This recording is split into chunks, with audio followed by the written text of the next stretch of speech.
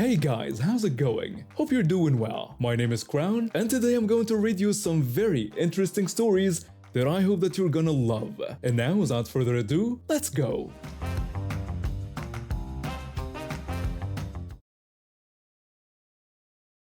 My mother is probably the most difficult person you could ever deal with. She's loud, arrogant, and acts like she's above everyone else. There's never a moment when she's not judging or bossing someone around. It's like she thinks she's royalty and everyone else is her servant. She wasn't always rich. That came after she married into a wealthy family. Overnight, her attitude changed. She started looking down on everyone, even people in her own family. And what made it worse was that she refused to help anyone unless there was something in it for her. Emergencies didn't matter. If you weren't part of her perfect world, you didn't deserve her time or money. Me and my sister couldn't wait to leave her house. The moment I got accepted into college, I packed up and left. My sister followed not long after. We stayed in touch with the rest of the family, but kept our distance from her. On the opposite side of the spectrum, there was our aunt. She was everything our mother wasn't. Sweet, humble, generous. Even though she didn't have much. She lived in a poor neighborhood, and because of that, my mother never let us visit her when we were younger. She would always say that people who lived in places like that carried bad habits like they were diseases. That's how she saw it. A couple of weeks before Thanksgiving, my aunt called and asked if me and my sister wanted to come over for dinner. She didn't have much to offer, she said, but she wanted to be around family for the holiday. I didn't have any other plans, and I definitely wasn't planning to go back to my mother's house, so I agreed.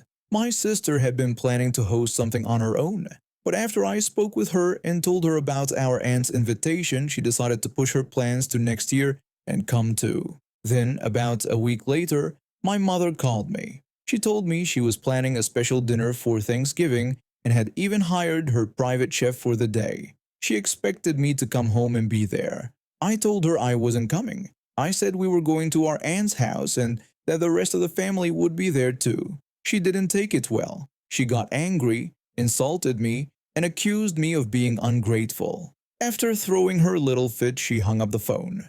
Turns out she had called my sister too and got the same answer from her. That didn't go any better. A few days later, my phone rang again. It was her. I didn't want to answer at first, but I thought maybe something was wrong, so I picked up. She spent the first few minutes complaining and telling me I was a terrible son for ignoring her. But once she realized I wasn't going to change my mind, her tone changed. She said she wanted to come to our aunt's Thanksgiving dinner instead.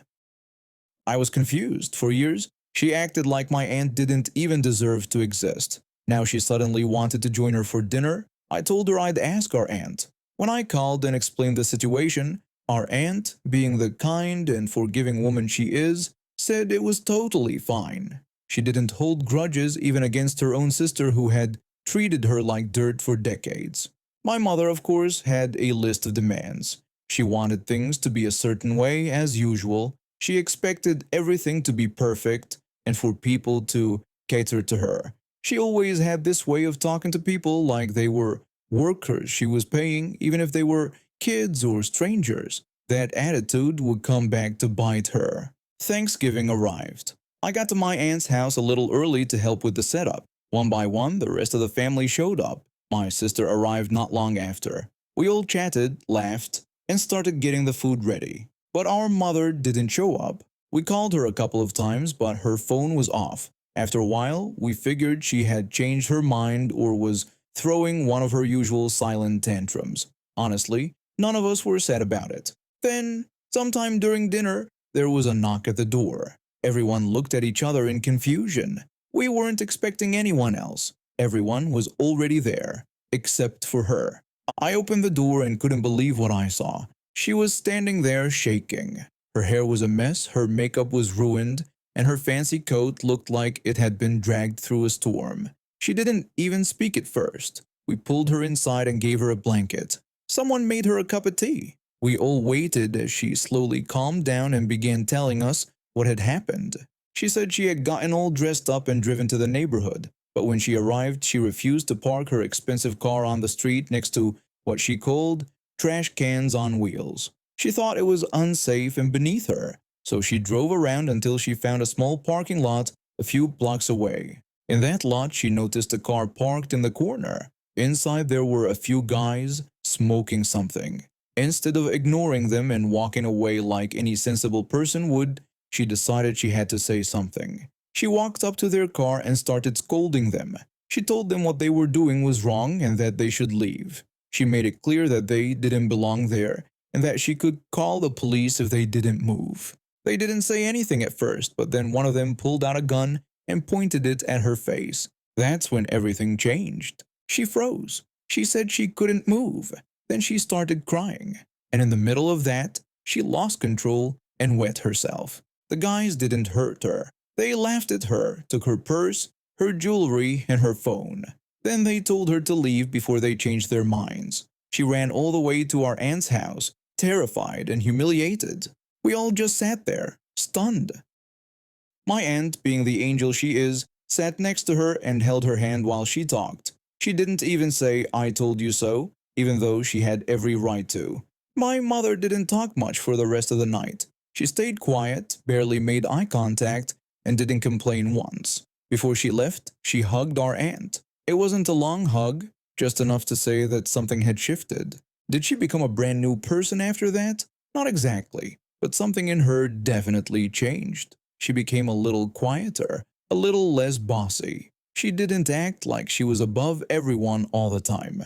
That night shook her, watching her go from this untouchable queen to someone humbled and scared. It was something else. For once in her life, she realized the world doesn't bend to her rules. And for the rest of us, well, that Thanksgiving turned out to be the best one we ever had. This happened on what should have been a boring, normal Thursday. I had a list of errands to run that felt like it stretched for miles. Grocery shopping, returning an overdue library book, and buying new socks because mine kept disappearing in the wash. Nothing exciting, just a regular day. I started with the groceries. I had already tossed in the usual: milk, eggs, rice, a couple of frozen meals, and was standing in the cereal aisle, debating whether to go with cinnamon or honey flavor. I always take my time with cereal. It's serious business in my world. While I stood there eyeing the options, a woman came speeding around the corner with her shopping cart like she was in some kind of race. She was tall, had platinum blonde hair styled in that aggressive sharp cut you always see in those online memes, and wore oversized sunglasses indoors. Her whole energy felt loud. I stepped aside a bit and kept looking at the shelves, not paying her much attention. Eventually, I reached out and picked a box of cinnamon cereal from the shelf. I turned to move on when I heard her speak up behind me. She accused me of taking that cereal from her cart. I froze for a second, thinking maybe she was confused. I turned and looked at her, then looked down at the box in my hand. I remembered exactly where I grabbed it from. It was warm from the shelf lights. There was no way it came from her cart. I told her she was mistaken, that I had taken it from the shelf, but she didn't back down. She started raising her voice, insisting she had seen me steal it from her cart. She said I was lying. Her face turned red, and her whole posture got puffed up like she was about to explode. I tried to explain again that I hadn't even gone near her cart and that the cereal came directly from the shelf, but she wasn't hearing any of it. She started saying something about how people like me always steal from her, and I just stood there trying to figure out what was even happening. I took a small step back, hoping she'd just walk away and grumble about it to herself, but she didn't. Instead, she told me to give the cereal back or else. I was confused and a little amused until I saw her pull something out of her handbag. It was a small silver pocket knife. Before I could react, she lunged forward and stabbed me in the arm. Yeah, over cereal. I dropped the box right away and grabbed my arm. The pain was sharp and immediate, and I just stared at her, stunned. The knife wasn't huge, and thankfully it wasn't deep, but it was still a stab. Blood started dripping down my arm. People around us froze. Nobody said a word. Even the kid near the juice boxes just stared with wide eyes. It was like the world had been paused. Store security came rushing in. They told her to drop the knife. She shouted something about me trying to steal from her and said she was defending her property. She kept going on, saying how she wasn't going to let people take things from her cart. Security looked at the scene, me holding my bleeding arm, the knife in her hand, and the cereal on the ground. and immediately took control. A couple of cops had entered by then and stepped in without hesitation. One of them came to check on me and asked if I was okay. I told him what happened, still clutching my arm, while the other officer ordered her to put her hands behind her back. She started screaming that this was unfair, that I was the thief and they were arresting the wrong person. But they cuffed her anyway and led her out of the store as she yelled that she knew her rights and that everyone would regret this. They took me to the small first aid corner inside the store. One of the staff cleaned the wound and wrapped it up. The cop who stayed with me asked what had happened, so I explained the whole thing again. I told him I had simply picked the cereal from the shelf and she just went off on me, claiming I stole from her. He shook his head like he had seen this kind of madness before and told me they'd need to take my statement formally later. After that, I went to urgent care where they cleaned the cut again and gave me antibiotics. It wasn't serious, just a lot of shock. I figured that was the end of it. But 2 weeks later, I got a subpoena. She was taking it to court. Apparently, she told her lawyer that I had attacked her and tried to rob her cart. I thought it was some kind of joke. It wasn't. Court day arrived. She came in dressed like she was headed to brunch instead of standing trial. Heels, sunglasses, a big hat. She walked in like she owned the place. When the judge asked her what happened, she claimed that I had threatened her and tried to take her groceries and that she simply acted in self-defense. She said she feared for her safety. Her voice stayed dramatic the whole time like she was auditioning for a role. The judge asked if there was any actual evidence of her story. She admitted there wasn't, but said she felt threatened. The judge said that was noted, but then mentioned that the store had provided full security footage. They rolled the tape. The entire courtroom watched her approach me, argue, pull a knife, and stab me. No threats from me, no aggression, just cereal and chaos. She started to panic in her seat and tried to argue that the video didn't show what I really said before it started recording. She claimed I had threatened her just out of frame.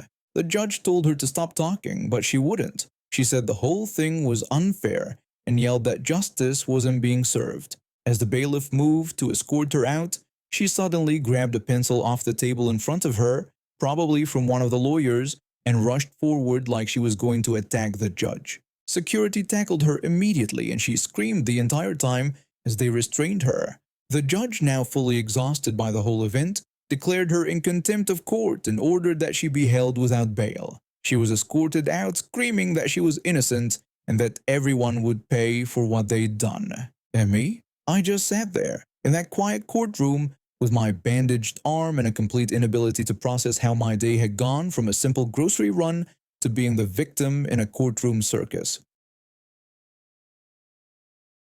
About 10 years ago, I was living in Reno and working as a player's host at one of the casinos downtown. For anyone unfamiliar with that role, it basically meant I catered to the high rollers, the big spenders. My job was to make sure they were happy. Free suites, limo rides, dinner comps, invites to special tournaments, and anything else that kept them gambling. It paid well, but the hours were awful. Most weeks I worked a mix of swing and graveyard shifts. If I was lucky, I got off at 3 in the morning, but by the time I waited for the bus and got home, it was usually around 5. There was a Walgreens right across the street from my apartment, and I went there often. Most mornings I'd stop in to grab something quick, a protein shake, snacks, allergy meds, whatever. But I especially looked forward to Wednesdays. That was clearance day. Every Wednesday morning they rolled out shelves packed with deeply discounted stuff, holiday leftovers, small appliances, random electronics.